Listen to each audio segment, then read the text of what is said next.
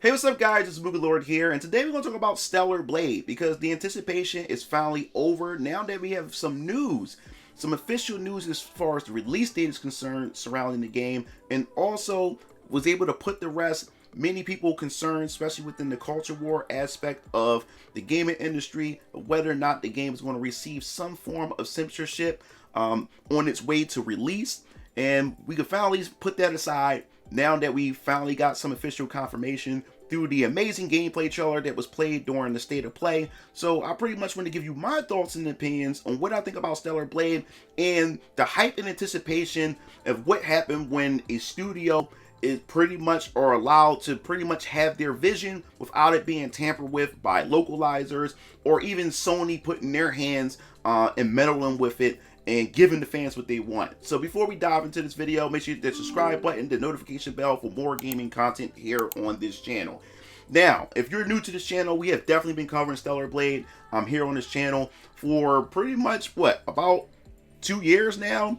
And, you know, this game has always been a mystery ever since they had revealed it when it was at the time called Project Eve, when the main protagonist was first showing off, and it pretty much had that near automata look to it, and it just had that aesthetic that really draw people in, and people were curious if this game was ever going to come out. And eventually we did get some news, and we had got some updates sprinkled here or there, but people were still wondering, like, hey, what is going on with this game? We still haven't heard anything from it. So eventually we did get some news that Shift Up, the studio that's behind the development of Stellar Blade, we had got some information that they had gotten to a partnership with Sony. And the thing was, I have made a video where I was pretty much highlighting the concerns that the community have when it comes to Sony, you know, meddling and putting their hands into a lot of game projects when it comes to censorship. We really had a lot of fans concerned, and people were thinking that maybe, despite their history of Shift Up, especially with Goddess Nike that's done really, really well, people were still concerned because it's Sony that we're talking about, and will Shift Up bend the knee in terms of censorship when it's being released on exclusively on the PlayStation 5. And I discussed that, you know, even though despite the concerns, we still definitely don't know for sure. We have to just keep our eyes open and just wait, but keep your expectations realistic as possible going into it so you won't be disappointed. And kindly, we can gladly say that that is definitely not the case when it comes to Stellar Blade after they have revealed it at the state of play yesterday, which I live streamed. You guys can definitely check it out in the live tab on my YouTube channel if you just want to see my reaction and my thoughts and opinions on it and everything. But yes, everything is intact. It looks like nothing was tampered with or touched at all. And Shift Up, like I said before, they don't play any games. This Korean studio do not play any games. When you look at the Goddess of Nike and giving the fans what they want, and this is another perfect example. As long as you give the fans what they want to play and pretty much hold that artist or the vision of that studio's art and it's intact, people will support the game. And the game, as I said before, looks gorgeous, man. I was watching that trailer, and despite that the state of play stream was kind of ass or whatever like that, I was still able to see the vision that the game has in general, especially when the official trailer of the overview had officially released. The game looks simply gorgeous in a post-apocalyptic Earth. And as I said before, I'm a visuals, like, especially when I do a lot of 3D animations on my 3D hentai side of the community. I deal with a lot of lighting and effects and stuff, and just look at the game itself, man. Like, a Stellar Blade looks amazing, looks beautiful. The reflections of Eve's many different outfits, which we'll get into later on in the video, looks really good. The environments, the lighting effects, and how it bounces off of her character. And also, like I said before, it definitely gives me that near automata feel that the world has presented here. And on top of that, speaking of that, the soundtrack, even when it opened up, I was really bought into it and engaged with the soundtrack. And the soundtrack definitely fits the mood, fits the theme, you know, of despair, desperation, lost, and everything like that, which is going to be really cool. And of course, we have a vocal soundtrack, which really looks awesome. And also the voice acting that I want to touch bases on, because people, when it comes to English dubs,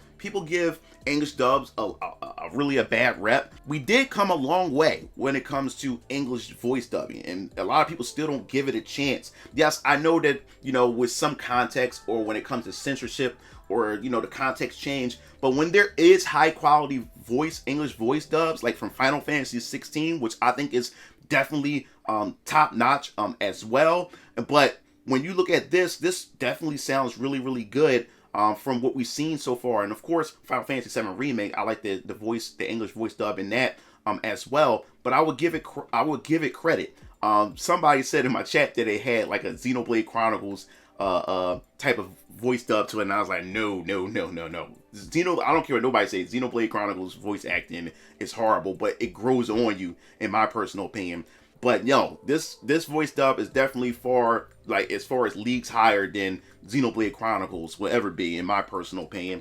You know, you may put in the comment sections telling me that I'm an asshole for saying that, but oh well, I guess we all have different tastes.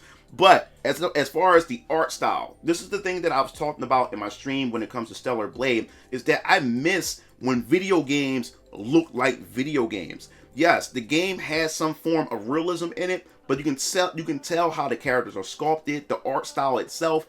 You know, it has a uniqueness to it. It doesn't have a bland generic where everybody's looking, or what most of these studios are going for nowadays, realism and everything, where characters are, with this realistic look, characters are looking generic. But right here, you can look at the characters. This is a video game, stylistically and everything. It's a video game. It's like, I guess you say, exaggerated realism in a way. And it's good to see, you know, something like this also on the Sony platform, since Sony has been going more of that cinematic movie approach, going for realism and everything.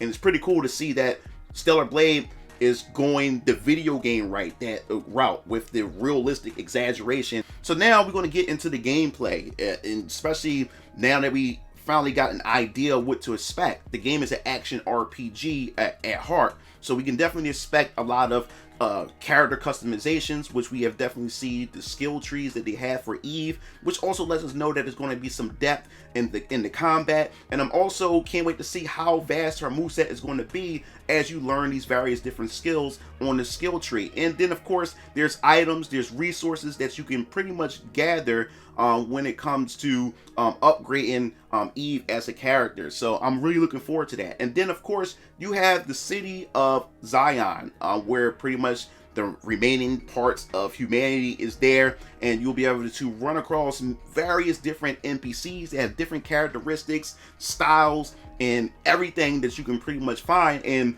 I'm curious to see how, you know, how much world building they're going to add when you pretty much take on these various different quests, because as you can see, there's also a desert wasteland that's very vast. So I can pretty much predict that there's going to be a lot of quests that will take advantage of each and every last location that I'm looking forward to. And as I said about the character models and the art style itself, you can tell the characters, look at the characters, look how expressive they are. So I'm looking forward to see what different I guess you could say races, or I guess you say features that various characters will have in this unique world that Stellar Blade has pretty much established. And another thing I also want to see as far as the story is concerned, because you notice that the male character is named Adam and then the female main character is named Eve. So we have an Adam and Eve type of metaphor going on here. So I'm wondering, will they pretty much elaborate it, or they're going to play on that metaphor? Like, I can't wait to see if they're going to go down that route with that as well. So I'm interested to see how far that will go. And as far as combat, it looks very, very fluid. I think that's something that we also have to focus on, besides, you know, the censorship aspect and also, you know, Eve herself. I think we also need to focus on, okay, the game looks visually beautiful. There's no censorship in the game as far as we can tell.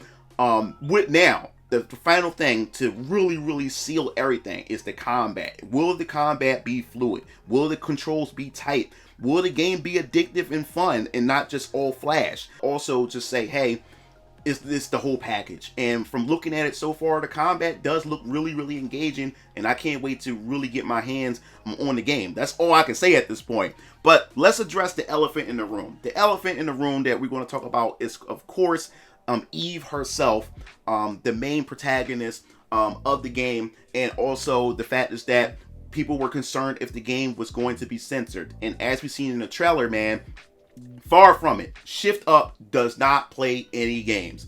We have already seen from their past game, which is Goddess Nike, which is a mobile game, and you can also be playing it on your PC. That game is making money. It's just making a fistful of dollars at this point. And they're very proud. They just sticking to their guns. And you notice that you're starting to see a lot of Korean companies that's really taking the charge even over some of these Japanese developers who have been pretty much bending the knee to a lot of the localizers and a lot of the aspects when it comes to not offending anybody or trying to pretty much market to the modern audience and everything like that. But right here, they were able to create the game they want. Shift Up. Without anybody tampering with it. This is the vision, and this is what I always talked about, and this is what my main thing is about. It's not about women being sexy, that I want to see ass, that I want to see titties and all these other things. It's about the integrity. I mean, it's about not tampering with that and not screwing around the vision that the developers have for said game because they want to push a political agenda or whatever message that they're trying to push onto the fans, especially when fans are telling them this is what they don't want. You have to understand, even when it comes to me, like I talked about over here, I'm creating my own shared universe, comic book characters, and eventually I do want to take my characters and take my properties and put them in video games. And one thing that me being the creator, if you're not a creator, I guess you probably wouldn't understand, it would be like me wanting to create my game with my characters, and then all of a sudden, a studio would come to me, or if I want to release a game and then they tell me that, hey, how about we take your character and we'll race swap your character, or we'll gender swap your character, or we'll make your character who is straight and make them gay all of a sudden because we're trying to appeal to the modern audience. And this is the thing, is me. This is why I guess I'm more passionate on the topic like this, because I'm a creator myself, and I don't want to see my vision when I go to the table to discuss business and how we can pretty much get this out to the public, and they telling me that my vision is not good enough or my vision need to be tamed because we trying to appeal to a certain crowd that's pretty much not the one that's going to buy my product and the ones that's not really fans of what I have in my IP. That's why I think I'm much more, I guess you would say, so passionate about it. But besides the fact is that they have left everything intact, and fans are really, really happy for this. And when you give the fans what they want, look at the praise that this game is getting. And the main thing that they point out, and you definitely see some memes that I'll post here as I'm talking to you guys, but you see that there's love, there's passion. And the fact is that there's a deluxe edition that's coming out for the game that had leaked out, and then they pretty much removed it off. One of you guys, I think you guys were posting it in my tweet when I mentioned about Stellar Blade, but I appreciate the fact is that fans are happy. The fans are willing to give developers their money when you give them what they want and you keep the integrity, the vision of the project, and not have it tampered and then littered with all this social political agendas from these localizers and from these corporations from above. So I'm glad that Shift Up is being shift up, and this game, in my personal opinion, is going to make a shit ton of money. It's going to make a shit ton of money. And I tell you guys, if you've been a fan of this game, you've been waiting for this game, go support this game. Go speak with your wallet. Like I tell all you other guys, if it's something that you don't like, speak with your wallet. When there's something that you do like, when I said before, when there's a developer that you see and they're giving you what you want, you pay them. You give them, you spend your money, show them appreciation, because hopefully if people go out here and spend money, hopefully, especially on the game like Stellar Blade, that's pretty much intact, keeping its integrity, keeping its vision intact. You spend money on this, hopefully this will send a signal out to a lot of these Japanese developers and developers in general to say, hey, this is what the fans want. Let's just give the fans what they want. Let's go back to what gaming used to be, So that's what I'm definitely looking forward to. And what really took me by surprise is Kotaku, which we'll talk about right now. Kotaku just blew my mind. Kotaku literally gave this game some praise. Stellar Blades has some absolutely wild outfits. Now, when you look at this, when you look at a title like this, you say, okay, typical Kotaku. They about to talk about, you know, the objectification of women and all this other type of stuff. You know, the rants, the social justice rants that they go on, and the feminism rants they go on. But we're going to scroll down here. But let's be honest, we're all here for the fits. This journalist said, we're all here for the fits. Let's be honest about it. So, we're all here for the fits. That's the only thing that matters here, right? I mean, Eve is dressed up in everything from a bikini to what looks like a peacock outfit. The get-ups you can dress the protagonist up in are fire. What? This is Kotaku. This is not, like, my brain is like is trying to compute this, because from time and time since this culture war has started, you have been seeing tons of articles constantly telling you how racist things are, how homophobic things are, how transphobic things are, how sexist things are. Here we are right now. We have a journalist from Kotaku talking about that these outfits are fire, that we're here for the fits. Like this, I can't believe that I'm actually reading this right now. It just boggling my mind. So, and I would continue here. And would make a good fit check on social media sites such as Instagram and Pinterest. Sometimes you want to flaunt what you got while you're fighting. The combat looks pretty slick. Is this a Kotaku article? Like, can somebody tell me right now? Is this a Kotaku article? Sometimes you want to flaunt what you got while you're fighting. Why couldn't this been the narrative a long time ago with a lot of games? Why? Like I don't understand. I'm not sure if this is like some type of ruse, because we're so used to this negative coming from them, and they want to just appease to what's popular and what's the right thing to say.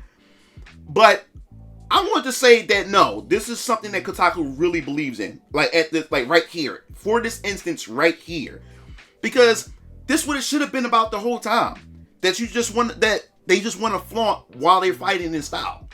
Why couldn't this been a narrative for a lot of these games? And when you hear these journalists and everything like that talks about this type of topic or whatever, and this is like, this really got me, man. This really got me. The trailer features much of the content that you can experience firsthand in the game, Tay said, and it's also designed to give you an understanding of the game mechanics and how the scenario unfolds, including its core combat. That really took me by surprise. You don't understand what they have done. And it almost gives you like hope. Just maybe that some of these people are being held hostage or something by the narrative or by the people that's in control of everything. I don't know what's going on, but this is articles and these are things I want to see. Let's just talk about the game. Let's talk about what's so epic or what's so beautiful about the game, because this is what journalism used to be about back in the day when I was collecting PlayStation Magazine, Game Informer, Game Pro, like all these different magazines. This is what the journalists used to talk about: the game, the design. It wasn't trying to talk about political messages and how it affects women, how it objectify women, and how it make men misogynist and how and all that other nonsense. No, journalists were gamers, and all they cared about was the game and will the game deliver what the fans want and what they want as gamers. You know? So this was like a sigh of relief when I saw this article that, hey, maybe, just maybe this could be the prodigal, the chosen one of games that could possibly turn things. I'm speaking hopeful, because I know a lot of you guys come on my channel and talk about, you know, like it's always negative, this, that, and the other. So I'm trying to be hopeful here, and maybe that may be the case, that things could turn around, especially if this game sells blockbusters and it pretty much sends all signals to the rest of these developers that, hey, there's nothing wrong with having a sexy protagonist. There's nothing wrong with having jiggle physics and having these different customization outfits to make your character look sexy and cute and stuff like that. That there's nothing wrong with that, and we need to get back to that. And it's good to be able to see that. And then especially with the Deluxe Edition, people's going to spend money on the Deluxe Edition. We talked about Yakuza Like a Dragon, Infinite Wealth, about the Deluxe Edition having New Game Plus, and people are upset about it. I tell people to speak with their wallets to let Sega know. But this is a perfect example too that people have the like. Well, I totally support them, you know, going out getting the Deluxe Edition of this game because of Shift Up sticking to their guns and sticking to their vision of what they want to do with this game. And Sony's probably realizing, yo, we trying to make money. Like, I don't care what y'all do, let's make money. So that's pretty much it for this, man. Like, I definitely want to hear your thoughts in the comment sections below. What do you think about Stellar Blade? Are you looking forward to it? Do you think this is a step in the right direction as far as game design is concerned, that they, you know, studios are keeping their executives are keeping their hands off and letting the studio just move on with their vision and to tell the story and design the game that they vision to give to the players? So I definitely want to hear your thoughts. Will there be a shift? Will the pendulum begin to swing back the other way or into the middle where things used to be with gaming? So I want to hear your thoughts. If you like the video, hit the like button, subscribe button for more gaming content here on this channel. This is Mugen Lord, sign off. I'll see you Game Fiends later. Peace out.